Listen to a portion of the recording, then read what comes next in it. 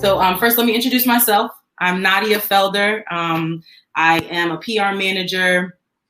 By day, I love to say I'm PR manager by day, content creator by night. When I'm not doing PR, honestly, guys, I'm a superhuman. I believe in work balance, life. I love making music. I love singing in the shower. Can you see me, man? Hey, Malcolm, we can see you and hear you. I think he's getting ready for his tech stuff, so that's good. But yeah, we are here. We're excited. I'm in Atlanta. I'm originally from Philly, so any Northers, hey. Great. I'm trying to see you guys, so we're gonna see. Okay, Malcolm, if you can hear us, try to go to Chrome. That's the magic. If you're in Safari, you will not be able to see us. Gotta get to Chrome. Right. I'm in Atlanta now. I've been working with this agency, Precise Communications, for about 2 years now. I am leaving them soon, though, to work for myself. So this is perfect timing that I'm becoming an entrepreneur and hosting Tech Startup Week, right? Nice. So yeah, that's about me, you guys. I'm all about getting to conversations. These panelists we have today, they're freaking awesome. I mean, I've done my research last night, and I'm like, I need to put my A game on. Okay, these people are killing it in the game, have been. Javier, I can't wait to get into his story. He's literally been a serial entrepreneur. That's what I would call him. We love to use that word nowadays, serial entrepreneur. But just someone who really, really does not let standards stop them from going to get what they want. Just his lineup of businesses. He just knows how to shift. I'm really excited to get in his story. Malcolm is here. Don't judge Malcolm. He is getting his tech stuff ready. I see his Morehouse grad sweatshirt on, representing the HBCUs. I'm an HBCU grad. I went to FAMU. I forgot to mention that. How could I? Javier, where'd you go? I didn't go to school, unfortunately. No, not unfortunately. You saved money. I did save a lot of money. Dropped out after my first year at junior college. Okay. Well, hey. I believe I'm in. Yeah. So there's our third panelist, Joy. Okay, bye. Thank you. Well, looks like she's getting. Hey, FAMU, we see you guys in the chat. Yes, please get in the chat, guys. Be patient with us. You know, this is virtual. This is the new norm, guys. Be patient with us. I appreciate you guys so much. Hey, FAMU in the house. We see you, Dahavia. Yes. If any other HBCUs, drop their name, because the next two panelists, they're HBCUs too. So we're definitely gonna be showing love. And if you didn't go to college, hey, and you still making it, we showing love to you too, okay? Because Javi is doing his thing. So we're gonna wait a little bit more to make sure Joy and Malcolm get on. They're already looking great. Hopefully, if they can hear me, hopefully they get into Chrome. That is the magic to get inside of Techstars Week, is using Chrome. If you're using Safari, you're gonna have trouble, but use Chrome. Let me see if I can message them. Javier, thank you for holding it down too. Yeah, of course. All right, so I just sent them a text to use Chrome. Hopefully they can hear us and see us shortly. Any other HBCUs in the house? If you're from Atlanta or you're in Atlanta, I know this is a virtual event, but if we have any Atlanta people in the chat, please let us know you're in the ATL. I want to shout you guys out. I want to see. Malcolm, can you hear us? Can you see us? Yeah. You hear us? Can you hear me? Yes. We can hear and see you. You are clear. You the GOAT. Google Chrome is where it's supposed to be. I told you. Safari was not. Listen. Yeah. Listen, Safari will get you got. You have to use Chrome. So yeah. Did everybody already introduce themselves? I feel like I'm probably the latest one. No, you're fine. So we're waiting for Joy. Joy looks great. Joy doesn't know we can see her, but yeah, Joy, I think she turned her camera off. Okay, we're waiting for Joy. Me and Javi just been chatting it up. We've been waiting. We got some people in the chat. We got some HBCU people in the chat. I already introduced myself, but we are totally about to get into the whole lineup. We might as well wait for Joy because it looks like she's almost getting it. So yeah, cool beans. I see you got your Morehouse. I should have brought my FAMU shirt on. You know, I didn't know what type of attire to wear. I was like, just in case people out here repping. I was like, let me start repping too. Yeah, I can hear you guys and see you guys. Can you guys see and hear me? Yes. We can hear you. We just can't see you. I can see you. I can see you. I can see you. I can see you. There we go. So it might just be me. Dang, maybe I can't see you. Okay, now I can see you. Oh, boom. Oh, this went away. It's gone. Hey, y'all, listen. If like you don't this, I'm so happy that you are being patient with us, y'all. Because listen, this is entertainment industry right here. Yeah. This is what goes on, especially now during COVID. Man, this is a perfect example, perfect segue.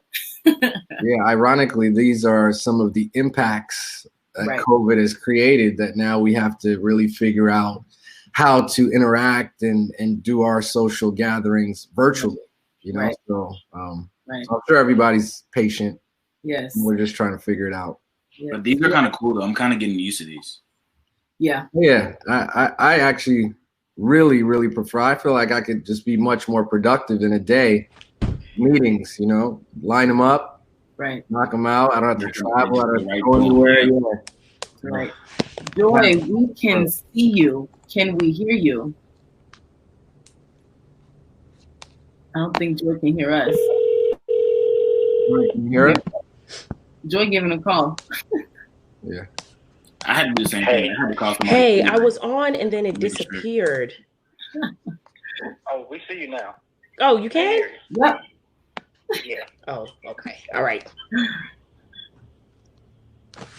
Joy, we can totally see you. Can you hear us, Joy? Baby Jesus, send some work over her technical stuff.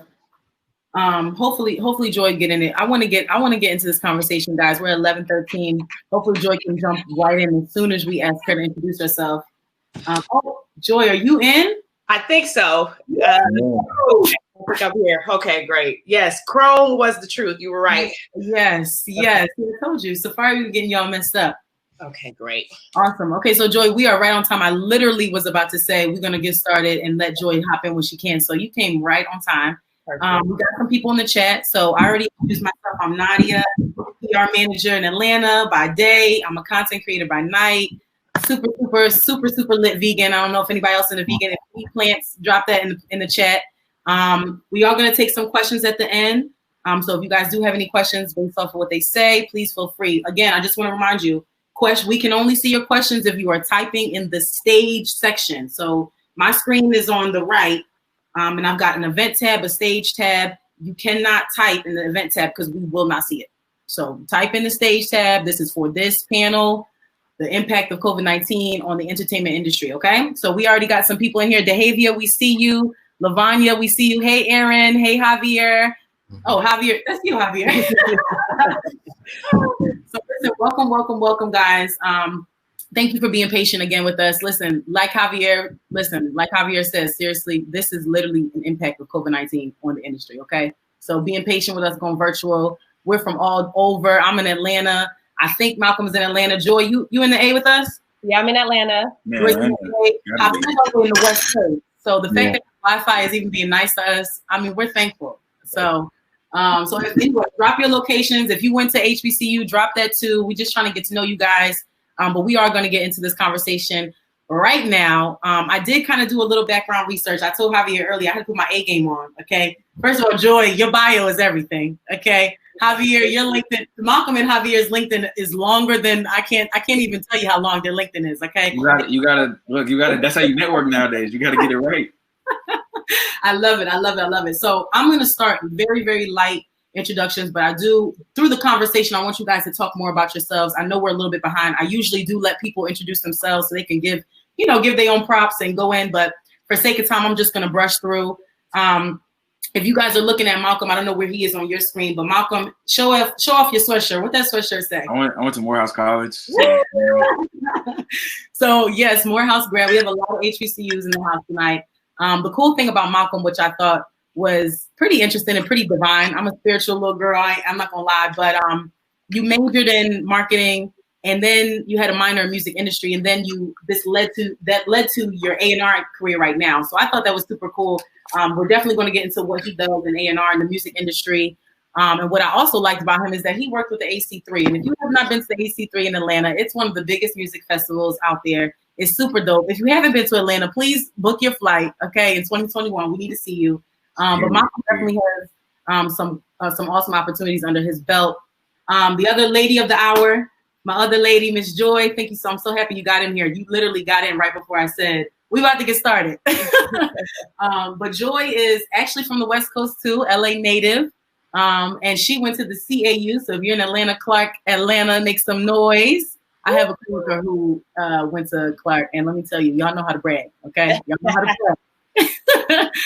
But what I love about her story, and we're going to get into that later too, is that she too, she was a biology major and then minored in PR, and then that led her to her successful career now in event production. So we're going to get into like, you know, how it started, but how it's going type of thing a little later. But I mean, Joy, literally, she's the superstar of the night, man. She's worked with Jay-Z, the Young Thug, Meg Thee Stallion with the good knees, Lil Uzi Vert, Burna Boy, who's my boyfriend in my head.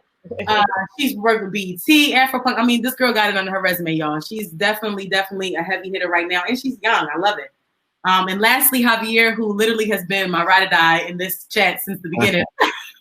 He was the first one logged in. Okay, we both were like, "Is my mic on?"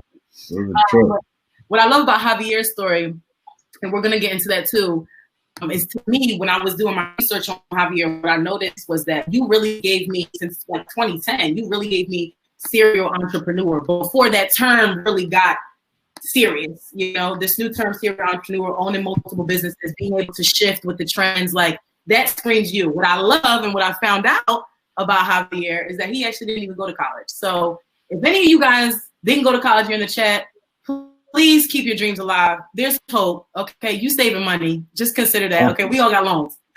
Right. Okay. Saving money. Okay, so listen, thank you guys all so much for being here. I want us to dive into this conversation.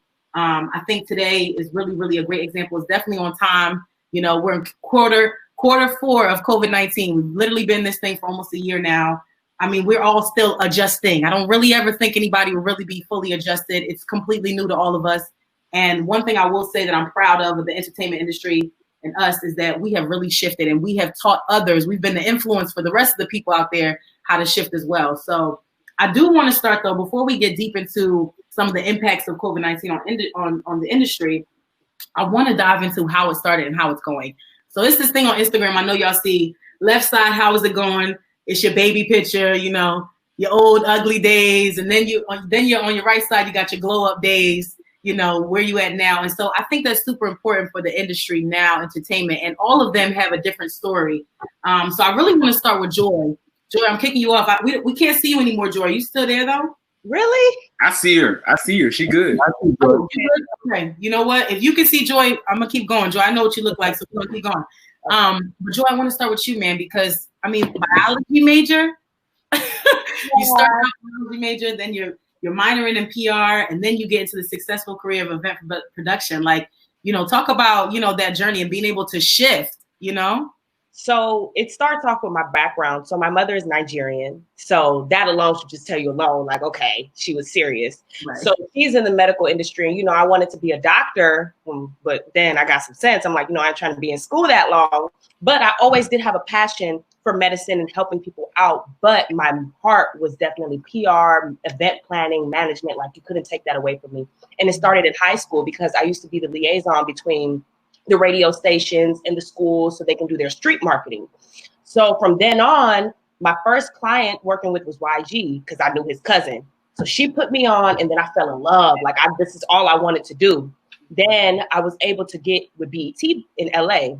Then coming over to Atlanta, it was just like the mecca of Black people. Like, it was the mecca of success, Black success, and everything. So it motivated me for me to want to do more. My college experience helped me, meeting people like Malcolm, like definitely put me in the industry. But I didn't want to give up the biology part because I'm not going to lie, like, and especially with COVID, I love stability. And this has taught me with this time, you still need a little bit of stability. So I still ended up getting a degree, and I actually ended up getting 2 degrees. So I majored in public relations as well, marketing. So even though technically you don't really need a degree in that, I did want to learn some things in the school that let me not say that because I could have learned it in the field, but I decided to add it on just so that I'm like, okay, I'm not really wasting my degree. But yeah, like, I know everybody, whenever they ask me, they're like, biology, really? And you're always doing PR and marketing and stuff like that. But they don't know that medicine and health can merge with PR. You still need to market hospitals. You still need to market medicine in some way or some aspect. So it all still follows through at some point. But yeah.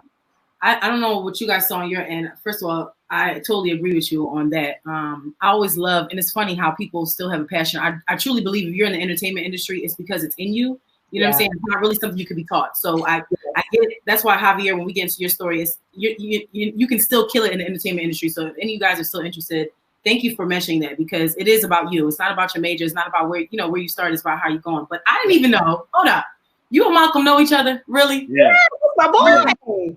Really? But if you go live in the AUC, like you just go deep. Like you got to know everybody. Literally. True. That's what I love about the HBCUs here. Malcolm, you too, though. I want to know, because it's something Joyce said, like, I started on biology, but I kind of always knew. So for you, I kind of feel like your majors were kind of aligned. Did you already feel like you were going to be A&R once you hit graduation, or were you like, I'm gonna just roll with punches? Okay, so I come from a family full of doctors, so I came in biology too, ironically enough. Wow. But then I took one biology class, and I was like, I can't even get through this class. So I got to pick another major. So one of my best friends to this day, he was like, why don't you just come to the business department, take a class. If you like it, keep it going. If you don't, we'll figure something out for you. So I was like, okay, let's do it. So I took one class. I was like, this is perfect. Like, this is literally what I want to do.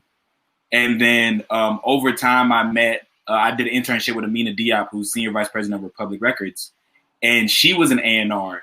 And then she told me, she was like, yo, you really like to play just new music all the time. And then I was like, yeah, I guess I want to be an A&R. And then she's like, well, if you're serious about this, like, I'll make you the greatest A&R of your generation. Wait. Let's talk just in case nobody knows what A&R is. Because we got a bunch of... Okay, so an A&R deals with artistry and repertoire. So I'm one of the people who signs the artist, deals with the artist every day, develops the artist to where you now see them as these superstars. And then I also put them together with like different producers, different songwriters, and just that kind of accord. It's really just a relationship with the main liaison between the label and the artist, because I'm going to be with the artist basically every day, or like at least out of the week, maybe like 4 or 5 times a week. So every song that you love, like there's an A&R behind it. Every artist you love, there's an A&R behind it. It's just, we just sometimes get our flowers, and then some of the big ones get their flowers. Like Diddy's, there was an A&R for Uptown for years, and then became Diddy, right? So some people get their flowers, some people don't.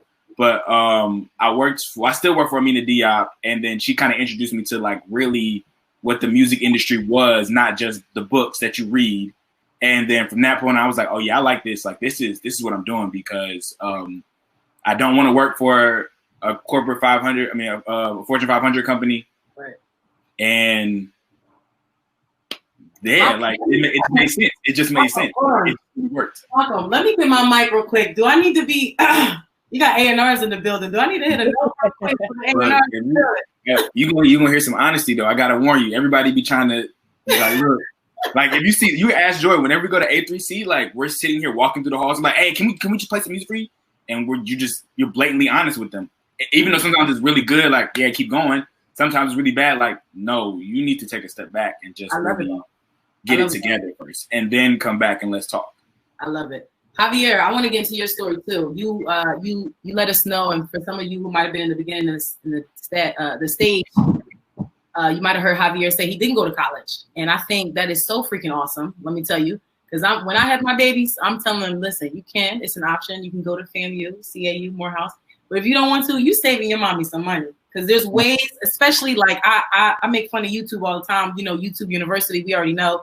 It's so many courses, online courses, y'all. I feel like on my timeline, I literally see somebody teaching something for $1,000 every single day. But it's possible. You don't have to go to college. Javier, talk about like just the fact that you didn't go to school and the fact that you dropped out. I love it.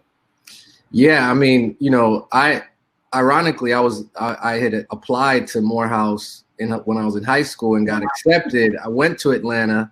And I had the time of my life, and I realized that if I had went to school in Atlanta, I wouldn't get a degree anyway. Like it was one big party. It was so lit. So I decided to stay local in the Bay Area where I'm from, and ended up playing a year of sports and got injured, and then I just dropped out and started to do nightlife and event promotion. That's kind of the segue, whereas I needed to make some money. The options for a 17-year-old at the time were slim. So I started to do street promotions and just kind of like put flyers on cars and, you know, do what it is that kind of we do to get in the industry. Right. From there, that snowballed into like, you know, me moving to LA and, you know, operating numerous nightclubs and venues, you know, ended up being Usher's OMG tour director and his creative director for his tour. I worked with Kanye on his Glow in the Dark tour. You know, I worked with numerous celebrities. I launched a footwear brand back in 07, kind of early in the game, and was the first brother to have like luxury footwear and like Nordstrom. Yeah. And you know, we actually sold a lot in Atlanta at like places like Wish or like, you know, like certain sneaker shops out there. And you know, but I sold that company about 2 years ago, and you know, just been kind of trying to figure out. And I launched a consulting company to kind of help entrepreneurs and whatnot. And COVID kind of had me pivot back into my entrepreneurial spirit with the new live stream platform to help artists, you know, monetize their live. And that's kind of where I'm at now. That's the perfect segue, because the basis of this conversation, we are supposed to talk about the impact of COVID-19. And let me be honest, y'all, I'm gonna set the stage right now. First of all, we got some people in here who also agree with you, Javier. My son is at Cambridge getting his master's level, and he didn't go to get his bachelor's. So got some people who are related to the story. Right. Back to what you said, what you ended on. I'm big about shifting. You know, I'm big about shifting and staying with the times. I'm also big about looking at the optimistic way of things, right? And I'm gonna be honest, I'm sick of hearing COVID and all the pessimistic impacts of COVID. I am sick of hearing it. You know what I'm saying? I am. I already can't breathe with my mask on. Some people have got fired. Some people have been really sick, been positive, tested positive. Some people have lost their lives. But you can't dwell even in that. It is so much more beneficial to still be optimistic about some of the good things COVID has had. My favorite thing about COVID, not gonna lie, is the fact that I get to have a free concert, Patti LaBelle, for free. Come on, y'all. You know what I'm saying? When will you ever get Versus for free? You would pay hundreds of dollars to go see them and get ticket to go fly. We get free concerts. I mean, even the live stream thing, and I want you to talk about that, Javier, too. Like, what are some of the positive things that have happened because of COVID in our industry that have changed, you know? Well, I think, you know, one of the positive things is live stream and the evolution of live stream technology, right? So, you know, pre-COVID, live streaming wasn't really a financial vertical for venues, artists, agencies. It was just kind of like something that gamers do, or, you know, conferences, things of that nature. But one of the positive things I think is that, you know, now managers, artists, labels, et cetera, realize that live stream and the income that can be generated from live streaming is significant. It's actually a new vertical. So as we talk to like venues, we talk to historical venues, we talk to event producers like Live Nation and Golden Voice, they're telling us, hey, we're bringing live stream and that technology into the future with us. So even when a concert goes live, or, you know, you can have people there, whether you could fit 50,000 people in a stadium or 500 people in a nightclub, there's still an audience beyond that wants to attend, you know, whether that audience is in Singapore or Japan or in Chicago, wherever. So one of the good things is that now live streaming is a new financial vertical for creators. And that's positive. Yeah, I love that. I feel like you and Malcolm might be doing some work later down. I mean, he's out here scoping out the new and upcoming artists. We're in the same type of realm, yeah. But it's so funny you say live stream, because I'm sitting here thinking like, I usually go to all the Rolling Louds with like artists. So like now me not going to the Rolling Louds this year like really just like shook me, because you know you get to go like to like 4 different cities around. So you're like, okay, I get to see the whole country real quick, and then I literally get back home to Atlanta. So it's like now that these like are being live streamed, I'm like, it's just not the same. Yeah. It's lit. It's great, but it's like that person to person, that audience thing that you get when you, that whole like just adrenaline rush you have when you're in like this crowd of people who all like the same music as you. Yeah. Like you just don't get it through live stream. But it's cool to like, you know, see other people that like it, and then you're like, hey, we all like it, and then stuff like that. I like to say live stream is like the unlikely alternative, right? No one really wants it. No one really ultimately, no one, we kind of got force fed this option as a viable choice. But as a result of it now, like I said, if Beyonce goes on tour and opens up at Madison Square Garden, well, only so many people can fit in that venue. Only so many people can be there in New York on that day and time. But if she can open that up to the rest of her fans, global fans, she can potentially have more people watching the live stream than she could that are actually in the venue, right? And so that's kind of like I said, the unlikely or unwanted opportunity is that we can still participate. But yeah, if you can go to Rolling Loud, right, that would be first choice, right? But if you can't attend for whatever reason, either you're out of town or funds are tight or whatever that looks like, now there's an opportunity to at least participate, have some of that experience without, being there. Right. Joy, I want to get into you. I mean, has anything positive happened during COVID? I know, Malcolm did touch a really interesting part. Like, it does kind of suck to like not be able to touch and feel Beyonce's breath on my face. But is there anything positive going on the event production side? Like, I know COVID has shifted things, but what's been the light though? Positive, I would say that it's allowed me to get into a new avenue. I was able to branch into esports, which I had never thought that I would be doing. But now, with the help of my mentor, we're running an esports league for HBCUs. Never would I thought I would be doing esports, but hey, new opportunities, new money. Now, as far as like what I'm used to, because my clients are artists, travel companies, even sports, because I work for the Hawks too, like everything stopped. Like, and that was it. Like, I was at a game working and we got the announcement, oh, so-and-so got COVID, don't come to work tomorrow. Like, wait, hold on, what? So the only positive thing for me, and this is just me being honest, was venturing into a new category or a new venture, because I was able to learn new things. Now, learning is definitely always going to be my top priority, because I always want to know new stuff. I always want to know how I can get into this, get into that, because that's why I've always wanted to be well-rounded. I've always wanted to know how can I adapt in different situations. So I will say that's another positive thing as well, that it allowed me to, think, wow, how can I fix this? How can I change this? How can I adapt and not just literally get beat up and just wait until things happen for me. So that would be a couple of positive things that have happened, but I'm still working. I'm still trying to, branch in fully. It's just hard. Yeah, no, you go on the punches. I love the word you said as a buzzword for me. Super divine. Come on. When I graduated at FAM, they used to make us answer this one freaking question. We had to be able to be super, super like poised when we said it, but they used to ask us all the time, if there's one word that describes you, what is it? And it's such a basic freaking question, super, super taboo. Super, super general, but I used to always use the word you just said, adaptable. And I feel like if you're going to be in this entertainment industry, if you're going to be an entrepreneur, if you're going to be trying to survive COVID and this pandemic, you have got to be adaptable. Yeah. And it's funny because Javier's got this thing in his bio that I freaking love on his LinkedIn. Y'all need to go look at Javier. Go look at all their LinkedIns. Like, seriously, if you are in the season of updating, check these panelists out. Okay, go ahead and go add them, go request them. But Javier's got this thing where it says, and it's not verbatim, so Javier, please forgive me, but he's basically like, I don't construct to the social norms. I'm an unapologetic jack of all trades. And I love that because they teach us, society has really taught us, like, if you're a jack of all trades, you're going to be a master of nothing. Yeah. Right. You can't do it all.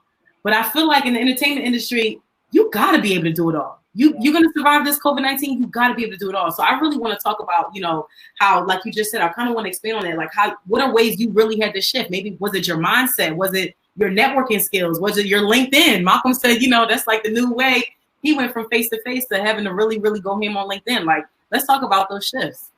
I think artist-wise, biggest shift might have been resting. Because you sit there and you're doing so much for so long, for months, and then they're like, no, we just got to rest. Mm-hmm. And that really doesn't compute with a lot of people because you're sitting there like, so we're just going to be at home all day? So what is resting? Like, what does that mean? Like, does that mean like books? Does that mean tea? Does that mean sleep? Does that mean exercise?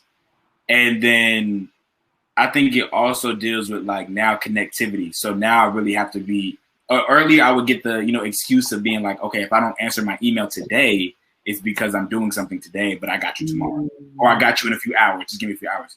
But it's really like, yo, if you haven't answered in a few hours, like they're like, yo, what are you doing? Like you're not doing anything. You're choosing to ignore me today. So I think that's one of those things that's like kind of changing, which is cool because sometimes I really need things to get done immediately. And there's sometimes where I don't need things to get done at all. So I'm like, if you're not going to respond, at least I tried. Right. So it really, it's a push and pull type of a thing when it deals with COVID. But I think this really is one of them seasons that kind of like brings out if you're really a hustler or if you really like have the connections you say you have, stuff like that. Like I think Joy and I are the same age, so like we use a phrase where it's like, yo, this like shows if you have clout or don't have clout. Like this is really showing what's up because it's some people who have a lot of clout in Atlanta, quote unquote, and now without COVID, we like, what you doing? And then there's some people who have like you think have no clout and they making hella moves. And you like, oh my gosh, like, yo, we should have been talking to you months ago. Right. So it's really interesting because I think this is one of the times where like the curtain is getting pulled, and you really get to see who really is working and who just is just like just sitting around chilling. Javier, jack of all trades. Yo, just go ahead. What makes you a jack of all trades? What is a jack of all trades? Like, give them to him. I think a jack of all trades is just somebody that's really open to learning. Like I think COVID it really determines who has the right mindset and who has kind of like a victim mentality because COVID has brought a lot of a lot of despair and a lot of darkness to people's lives. But there are people like myself that tries to find the bright spot in the dark room, and that's kind of what I did. And that's how I even came up with Future Stream. It's a COVID-born company. I also work in entertainment. I was able to do a joint venture with like Warner Music during COVID for my artists. One of the biggest deals as an independent artist. He gets to keep his masters, all that. This all came as a result of COVID because I just was really focused on what's possible, because a lot of times we focus on now what's wrong or what the loss is going to be. Well, what's the gain here? Universal law says that where there's a positive, there's a negative, and where there's a negative, there's a positive. So COVID is a negative, but there's got to be something positive in this, and that's kind of what I was doing and looking for, and that served us well. But the jack of all trades is gonna find that. You got to, because you can't eat, and that's the difference. Is I don't have I may have the opportunity now because of my background to go and get a nice 6-figure job somewhere, whatnot, but traditionally that wasn't ever an option, and so when you realize that you can only your success is in your hands, then you figure it out. Like you said, YouTube University, Google is my doctor, like everything. I'm trying to figure everything out, and that's key. So I completely agree, man. I would say just some tactical things, like when I think of jack of all trades, especially during COVID, definitely the want has to be there. You got to want to survive. And I love that. It is a mindset thing, man. You took me back to my family days when you said victim mentality, because like they teach us like from the door, get out of that. You know what I'm saying? It's not the end all be all. COVID's going to come and it's going to go. You know what I'm saying? And your business got to survive, your entrepreneurship. And it kind of did suck, but I feel some of the pain of the entrepreneurs, like, man, what am I going to do? Some people opened restaurants right before COVID hit. And got nobody in the seats. That's right. Some people started their music journey, you know what I'm saying, and can't even go perform nowhere. That's right. So it was tough, but I feel like, I'm going to shift. I can't go perform, but I'm going to give a live concert every night on Tuesday at 7 o'clock. And I'm going to just invite whoever. I'm going to get $20 away to whoever stay on the whole show. Like being able to shift, you know what I'm saying? That is so important for this industry alone, and entrepreneurship too. Like, you know what I'm saying? Like I love the spirit of Atlanta. I saw Joy put her hands up when she said everybody be on clout in Atlanta. And it is like that. I'm not gonna lie, Atlanta's like that. But I will say the spirit of entrepreneurship in Atlanta is like no other. I've lived in other cities, and it's like no other. Even when you fall off, you're gonna meet somebody who own their own business, and you're gonna be like, let me get back on my A game. It is time to hustle, okay? And so, like the jack of all trades, I'm like, man, you gotta do that. You gotta do that to survive. You know what I'm saying?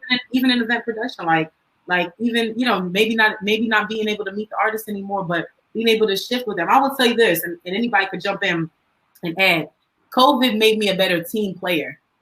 It literally made me a better team player. Let me tell you why. I had to really show up. Like, and I love that Malcolm talked about it, because I was that person, like, you know what? I saw it, I read it with my eyes. You know what I'm saying? But I ain't read it.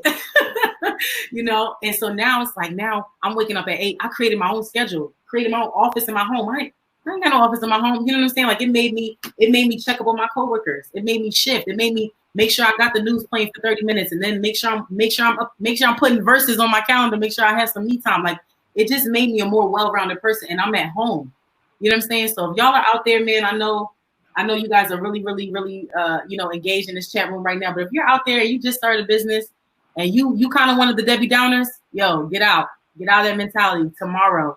I feel like, especially if you're in Atlanta, because it's like, Joy and I can attest to this. Like, I didn't even really figure what COVID was until maybe like months later, because things didn't really hit us, because I was still having to work. Like, I was still having to go to shows. I was still having to go to like whatever was already scheduled before COVID. So I was like, okay, like, look, I still got to go. I just got to wear a mask now. I just got to wear a mask. Okay, I want to wear a mask. Like, I just got to go to the club, but I got to wear a mask. I go to the club while I wear a mask. Like, Atlanta people haven't really, I want to say they haven't really shifted. Some people are getting sick, but some people are like, bro, like, give me that mask. Like, right. Let's work. Like, I remember like COVID happened in March, maybe like I got a phone call at the middle of March, maybe the week after May, I had to go to a video shoot. So I was like, there was and the video shoot was just everybody wear masks. Unless you're a model, then we don't need you in a mask because we're going to film you. But besides that, everybody else wear a mask. So there wasn't any connotation of like, oh, COVID. This is like, oh, this is bread season. Like, we got to eat. So what you trying to do? Regardless. And for me, like, so I would agree because, man, okay, so like I said, like I got the call at work. So and this goes back to jack of all trades and being well-rounded. In one of my industries, which is sports, it completely shut off. So I was out of work. Like, it was done. Like, no anything. Like, just like that. Like, and that was my first time. And I wasn't technically let go, but everybody that couldn't go to work was let go in some type of sense. Right. Okay, cool. So now that I can't really do sports, let me go to music. All right. No more live shows, but like Malcolm says, there's still video shoots. We still have to produce content. There's still social media marketing. There's still everything, because at the end of the day, music is of two components. There's live music and there's recorded music. All right, live music is out, but you still got streaming. You still got digital downloads. You still got physical copies. You still got licensing, syncing for games, all that type of stuff. So that wasn't stopping. But then I'm like, okay, then I got into the esports. All right, that's moving on because that's technology. Then this happened to be election year. So somehow I got into politics. So I'm like, okay, that's why I definitely agree with Javier. You have to be well-rounded. You have to be the jack of all trades. And if you really want it, there's no way for you to just be in one lane. It's impossible, because you're going to see yourself in different avenues. Like, you know what? I can do that. I can do that. I can do that better. I can do that. So being well-rounded has definitely saved me through this time. Definitely. Because if I was just in one industry, I would probably still be sitting on my butt doing nothing. Right. So definitely, and having that hustler mentality, there is no entrepreneur that isn't a hustler unless they're just not really an entrepreneur. You have to have a hustler mentality, because I'm not going to lie. Like, I was in my feelings for a while. I'm like, wow, like, what do I do? Like, is this industry really for me? Like, can I handle the instability? But I love it so much that I don't care. Like, I'm ready to work, and I'm going to figure it out, and I'm going to apply what I know in any avenue. And I'm always willing to learn. It doesn't matter about age or anything. If you have more experience than me in some avenue, I'm going to learn from you. Mm-hmm. So people also have to be willing to come off of their pedestal as well and know that you don't know everything. And that's okay. It's okay to not know everything and still want to learn. That's where you get your clout. That's where you get your relationships, because people see the authenticity in you. Yes. Yes. Oh, I love it, Joy. I love it. Especially like even how we joined. Y'all, was that not? No, seriously. Joy was called like, am I on? Can y'all see me? Oh, y'all can't? Okay. Hey, y'all. Like, you gotta be authentic. Like, you know, so we're gonna roll with the punches. The jack of all trades. Like, seriously, like, I know this is just for the entertainment industry, but take that with you everywhere. Be a jack of all trades in your relationships. Shift with your relationships. Shift with your religion. Shift with your city. Shift everything. Like, do not be consistent in one thing. You will literally be left behind. literally behind. I love it. So I wanted to ask, have all of you owned or like did a side hustle throughout your entire career? Yeah. All three of you? Yeah. I want to talk about some of those lessons because a lot of times the word entrepreneur means I can only work for myself. It's a lot of entrepreneurs out here who got 9 to 5s, an entrepreneur by night. You know, I told Javier when we first joined, you know, in the middle of a pandemic, I'm literally leaving my 9 to 5. I work at a communications firm in the heart of Atlanta, Black owned, work for a Black female. She's awesome. She's from the same city as me. I love it. But I had a better opportunity. Literally, God was literally like, I want you to work for yourself for a little bit. I want you to step out. And God literally offered me a client who's not only vegan, but also paying me more than what I was in my 9 to 5. I literally could have been tense and been like, am I going to really take on this entrepreneur? Because it's not easy. I got to do my own taxes. Okay. I got to get an LLC. I got to get a business bank. Like, do I really want to do this? God was just like, do it. I got you. Just work it though. It's all ordained. So I really want to talk about like just being able, some of the lessons that we learned, just being able to shift and become our own entrepreneur. Some of y'all, Joy, I saw you raise your hand. You doing your own little thing on the side and still got the 9 to 5. Like, what are some of those lessons? Like, hey, I'm gonna go with it. This is the lesson I'm learning, and I'm walking with it. I think for me, for sure, because I think a lot of people's fear when they realize like, oh, I was a biology major or I have a 9 to 5 and I work, that, oh, like she don't really want it. First of all, this is just to fund my entrepreneurship. This is to fund what I really want to do. Don't get it twisted. Like, one thing about my job, they will let you know, like, Joy will call off if she was to call. When it's tour season, I'm gone. I'm gone. I'm going to call off because this is not my heart. This is not what I really want to do, but this is allowing me to do what I want to do. So, of course, I'm just paying the bills. So, of course, I'm going to definitely put my heart into it. But when it comes to my passion, I'm gone. And they know that and they respect that. That's why it's definitely important, too, to get a job. And this is not going to be common, but I was so happen to be blessed to get a job that understands. And technically, it's still in the industry in some capacity. But they understand. They know, like, hey, this is what you want to do. Like, every time my boss, when it's time for scheduling, he'll be like, all right, Joy, I know you're in school, and I know it's about to be tour, so how can we work? And, like, it's important because at least he understands. Like, and some people just be like, you missed 3 days, you're out. Right. So definitely people that are understanding that, and you have to understand why you're there. The problem is people get stuck. Yes. Me, I can never get stuck. I like change so much that, like, I would put myself in situations just because it's thrilling and I like it. So for me, I can't get stuck in the same position. I'm going to want to move. I'm going to want to change. And I feel like that's what a lot of entrepreneurs, like, they want to see some type of change in some type of aspect. So know your reasons why. Like, don't forget. Don't get stuck because of the money. Don't get stuck because it's easy and convenient because you're comfortable. Know why you're there. That's why I can never be comfortable because I'm not at where I want to be. Right. Javier, you got an interesting way too. I want to kind of hear some lessons from you too, because I mean, you literally either co-founded or founded anything from, like you said, you got a consultancy agency, you had a shoe brand, I mean, event production, like you literally had JL events. He was out there. I wish I was old enough to go to one of the events for real. But I mean, just talk about like some of the lessons you've had to learn just as an entrepreneur. I know we're still on this shift thing, but I really want to drain that in their minds. Like, you got to shift. That's a lesson in itself. Yeah, I mean, the hardest work of an entrepreneur is, I'll go back to mindset, right?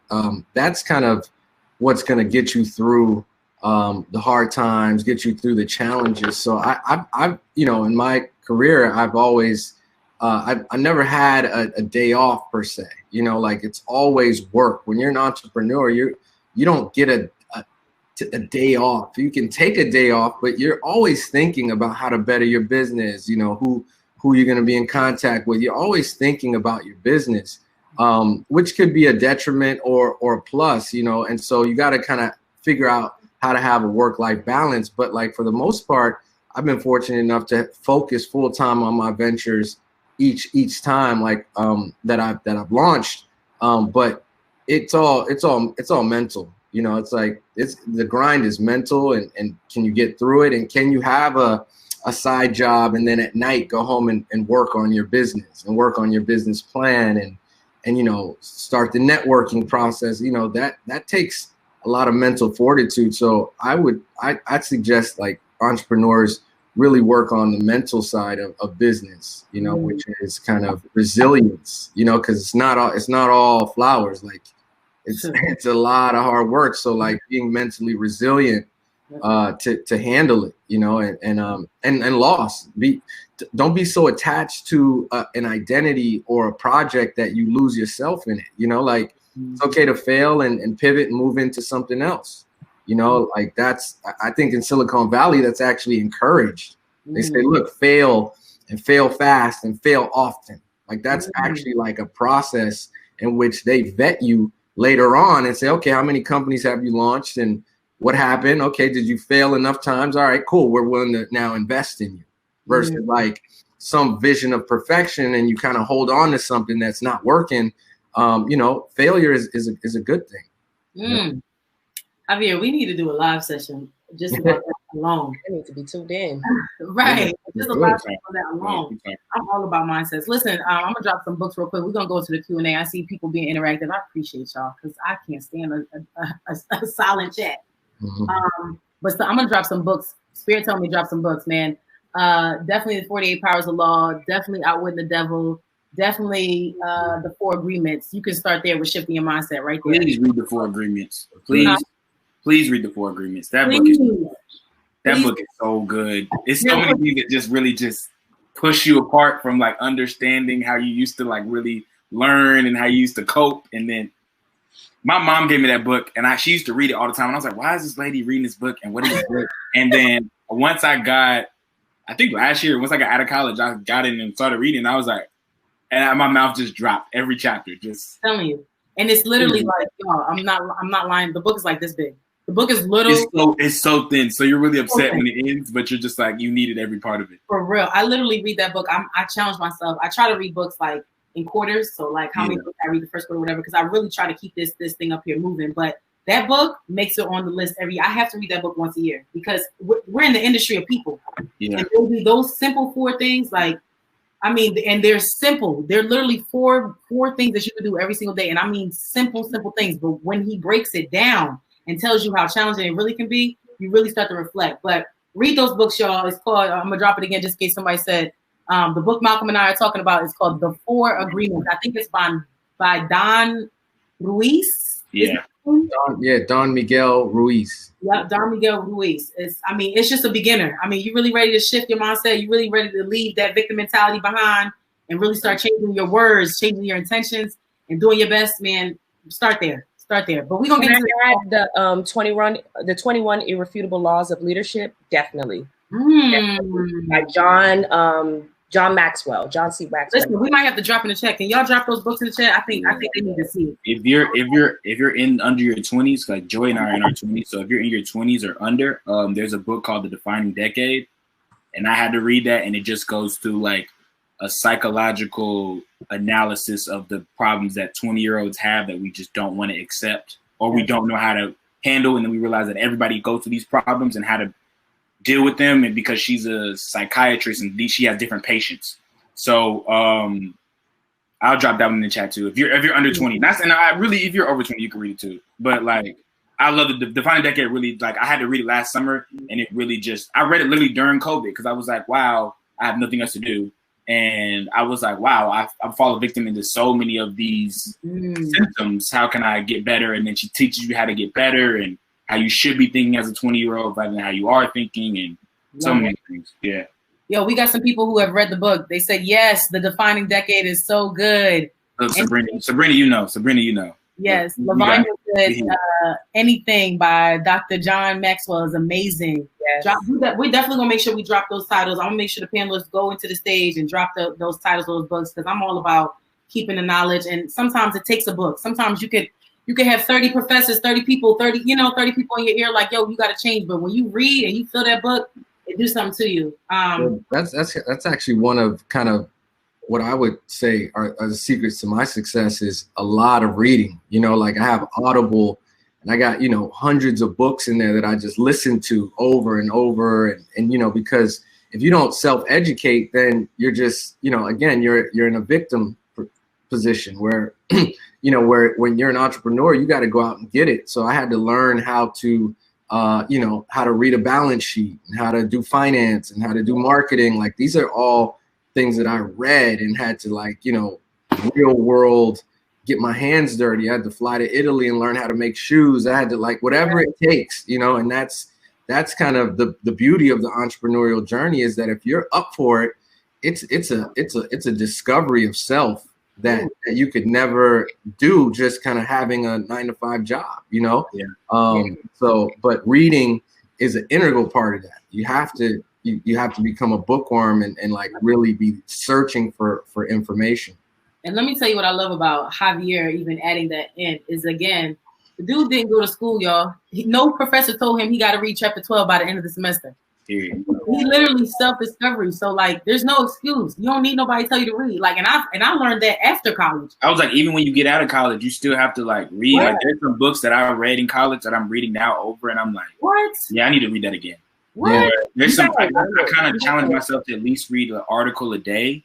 So I'll read an article and I'll listen to an article. So like, I don't know if you guys know podcasting, but like, there's a thing called the Daily Read. I love NPR, by the way. Yes. So the Daily Read always gives me what happened yesterday and what's happening this morning.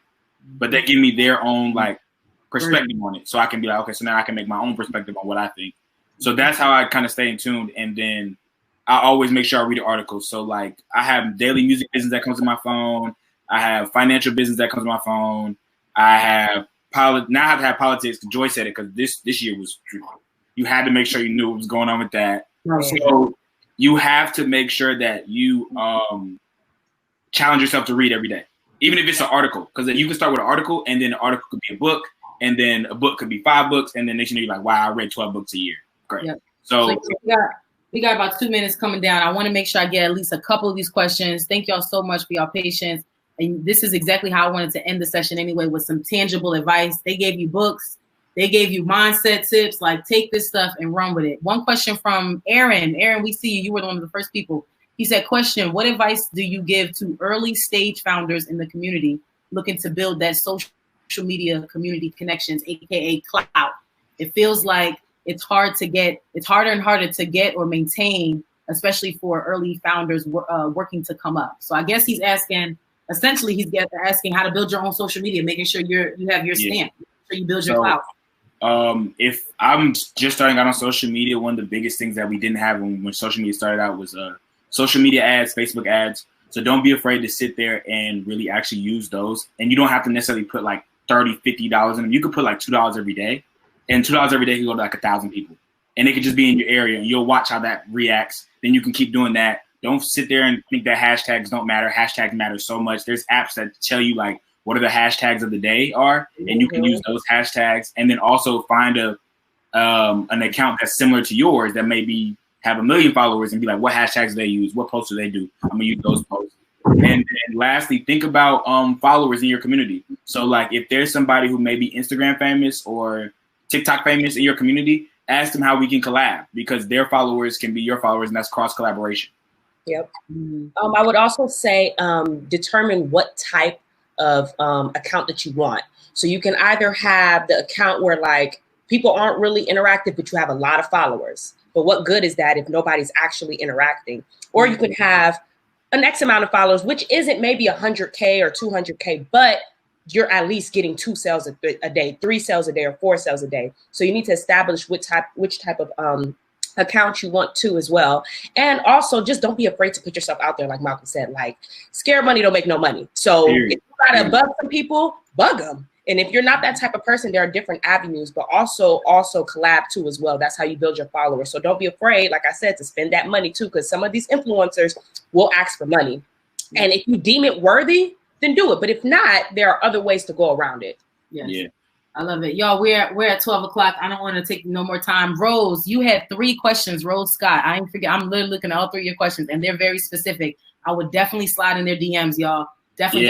You can follow all of us. Yes. If you're in the chat right now, put your DMs, but I want the panelists, go in the stage, add them on LinkedIn. Y'all put your LinkedIn's, your social medias, whatever. Make sure you specific, whether it's your LinkedIn name or your IG.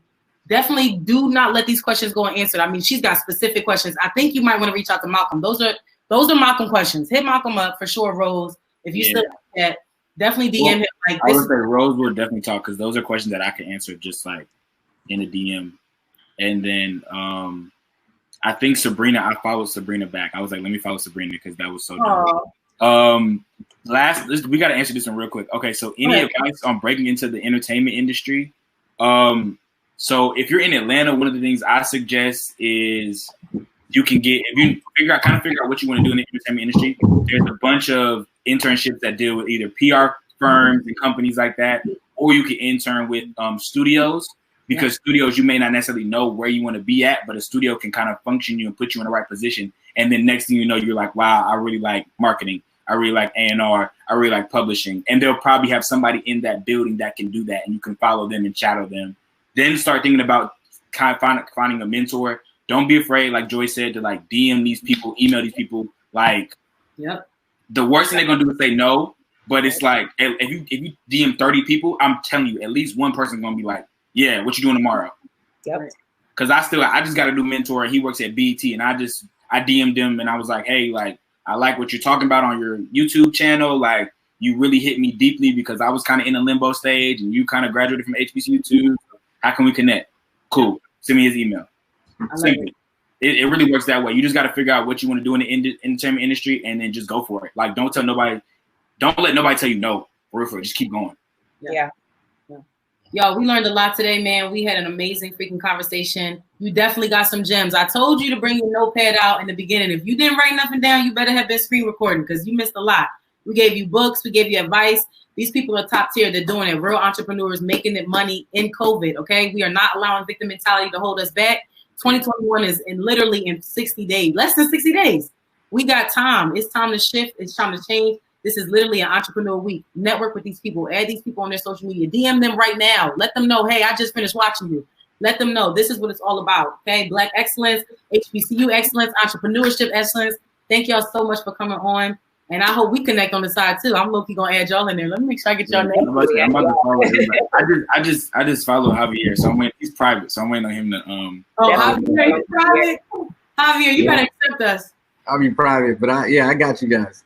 I'm gonna follow back. Yes. All right, y'all. So thank you so much. Enjoy the rest of y'all's day. Be blessed and stay positive. Thank you. Thank you. Y'all be safe. Yeah.